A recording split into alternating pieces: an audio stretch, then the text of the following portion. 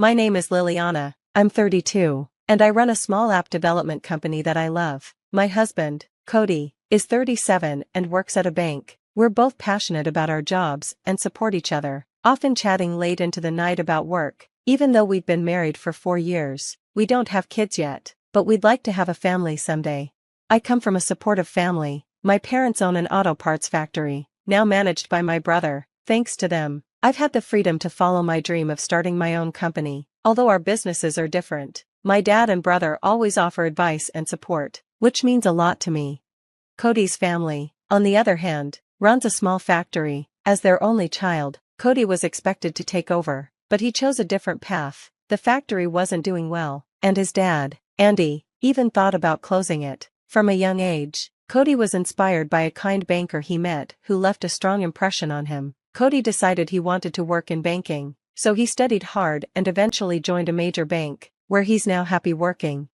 On the outside, our marriage seems good, but there's an ongoing issue with my mother-in-law, Fee. She doesn't respect my job because I work remotely sometimes. She thinks it's not real work, just because I can do it from home. She often pressures me to join family events, even threatening that I'm no longer family if I don't go. She's even implied that if I miss a family trip, Cody and I should divorce. It's frustrating because I do my best to work around the family's plans and make sure I'm never an inconvenience, but she doesn't understand or value what I do. Little did I know, this upcoming trip would be the last one I'd ever take with my in-laws.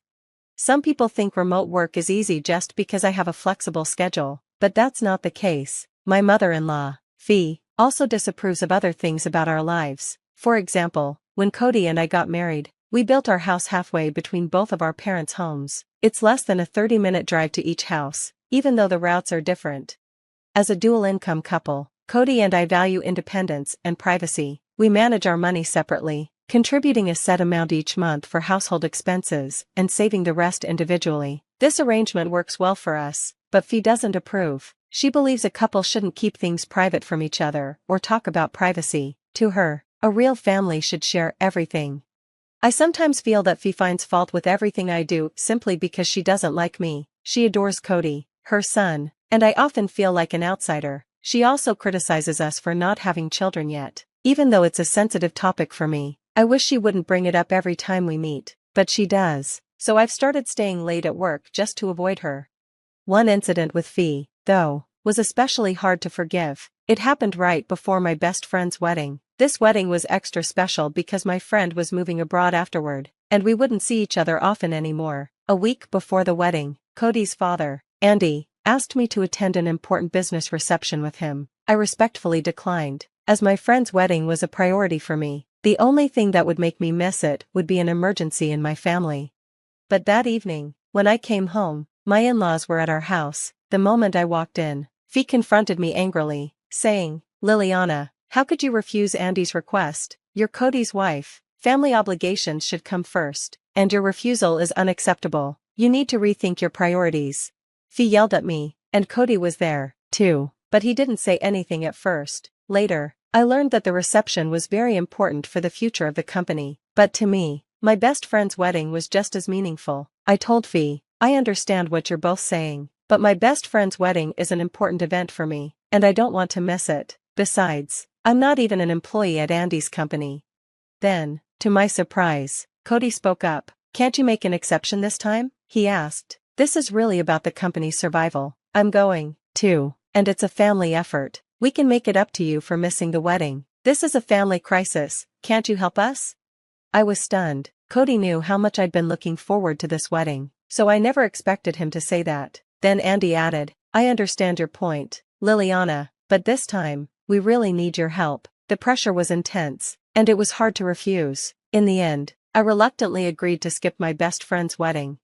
When I explained the situation to my friend, she understood and was more concerned about how I was feeling than anything else. I felt lucky to have such a supportive friend, even though I felt guilty about missing her big day. Once I decided to attend the reception, I put my energy into making it a success.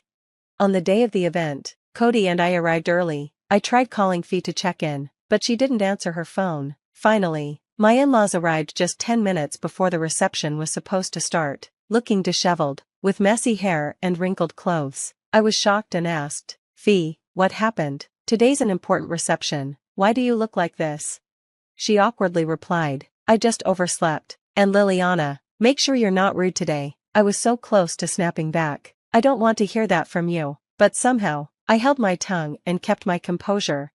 During the reception, however, Fee made several rude comments to our guests, not realizing how inappropriate she sounded.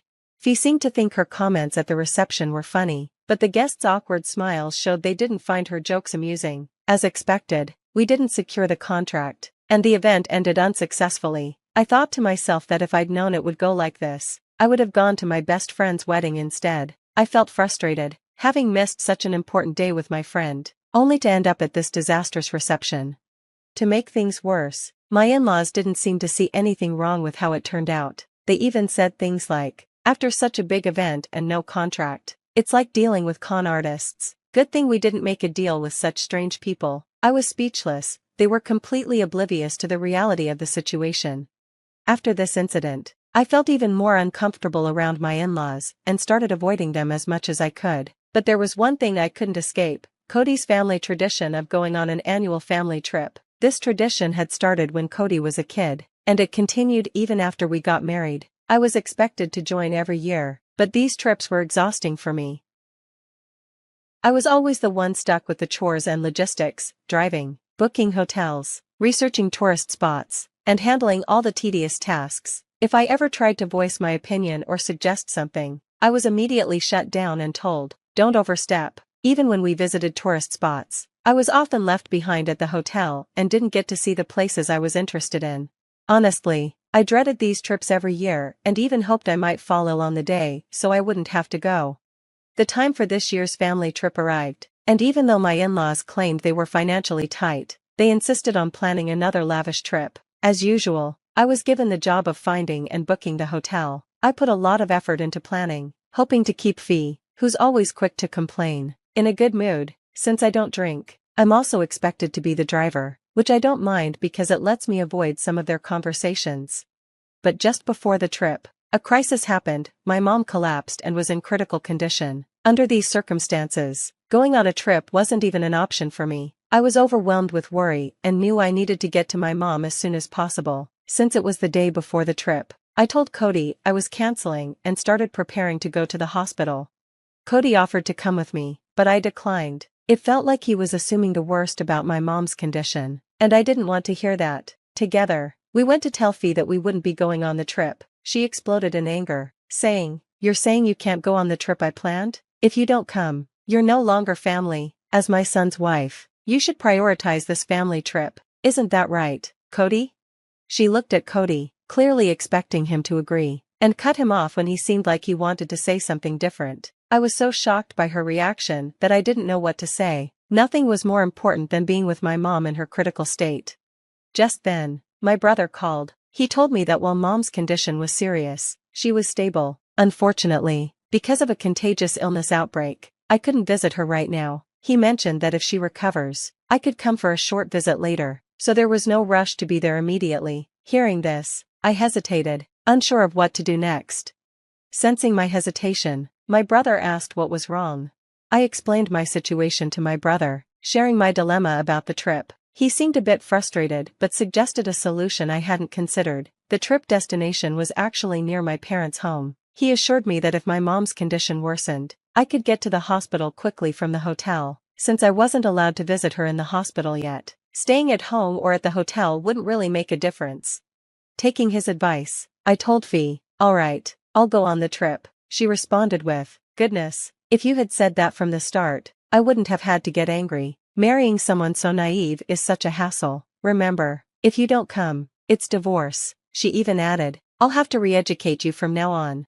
Cody looked surprised by her comments, but we agreed to go on the trip under the condition that I could leave for the hospital if needed. Fee smirked and remarked, "It'd be a problem if our driver suddenly disappeared, right? You're part of this family now, so our needs come first. Remember your role as my son's wife. This is an important family event." Her smug attitude annoyed me, but I kept quiet to avoid further conflict.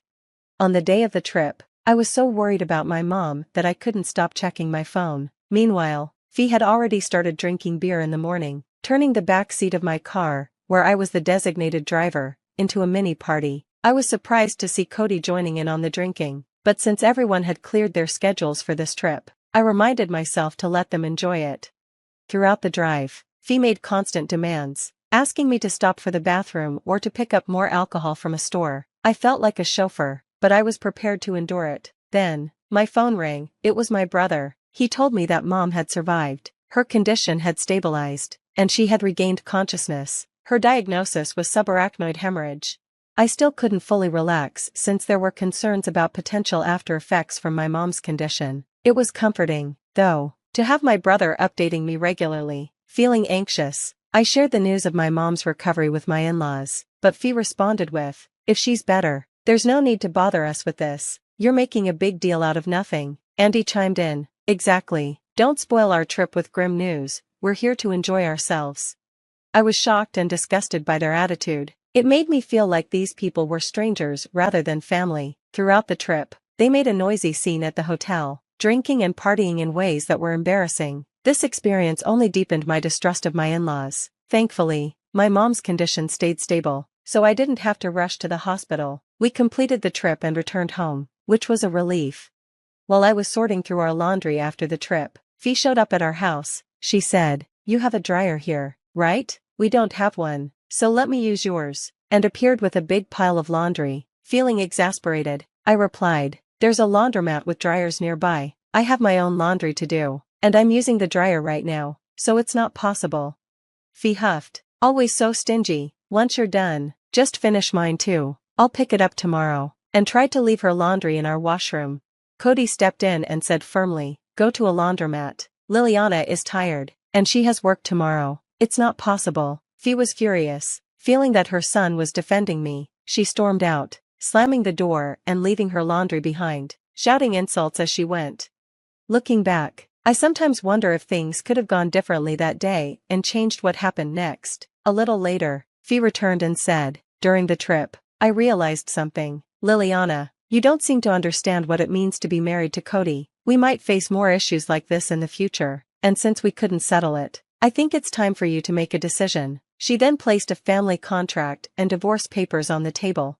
I was stunned. A family contract? The idea was absurd and only reinforced my belief that she was unreasonable. But Cody's response was the silver lining. He said, "I have something to say. If you keep forcing your one-sided views on us, I'll cut ties. I can't put up with this anymore. Do you even understand who Liliana is? She's my wife, not your servant or your housekeeper. You're the one misunderstanding your role here." Fee was shocked. Cody had rarely confronted her before, not because he agreed with her, but to avoid conflict. She turned her anger toward me, accusing me of changing. "Cody, since marrying you, he's different. He used to be so sweet. It's insane for him to talk to me like that. You must have brainwashed him. Turn him back into the old Cody," she demanded.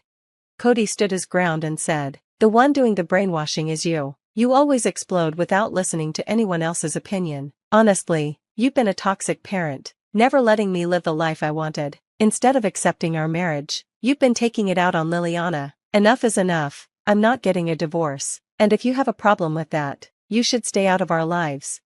Hearing this, Fee turned to Andy, who was with her, and burst into tears.